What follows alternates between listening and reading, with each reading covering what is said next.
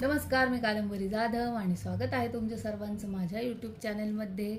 आपण आत्ताच सांख्ययोगमधील 29वा श्लोक पाहिला, त्याचा स्पष्टीकरण अर्थ पाहिला. आता त्याच्यावरून काय लाईफ लेसन मिळतो ते आपण या व्हिडिओमध्ये पाहू. आत्मज्ञान आपल्याला भौतिक दुःखातून, कष्टातून सुटका करण्यास मदत करते. आत्मज्ञानाशिवाय जीवनातील कार्य व्यर्थ ठरतात. आपल्या जीवनातील वेळ हा थोडासाच का होईना, पण स्वतःला समजून घेण्यात किंवा स्वतःबद्दलचे आत्मज्ञान समजण्यासाठी असावा. आता इथे फक्त मी एक गोष्ट सांगू इच्छिते की आपण म्हणू की जीवनातील सर्व कार्य म्हणजे एवढी सर्व केलेली कार्य व्यर्थ का, तर तसं नाही. की जेव्हा माणूस आत्मज्ञान समजून घेतो तर ती कार्य आपण अशा हेतूने करतो की त्याचे उलट कर्म आपल्यावर लागत नाही. म्हणून आत्मज्ञान समजणे हे फार गरजेचे आहे. आणि त्यामुळे इथं असं म्हटलंय की आत्मज्ञानाशिवाय जीवनातील कार्य व्यर्थ ठरतात.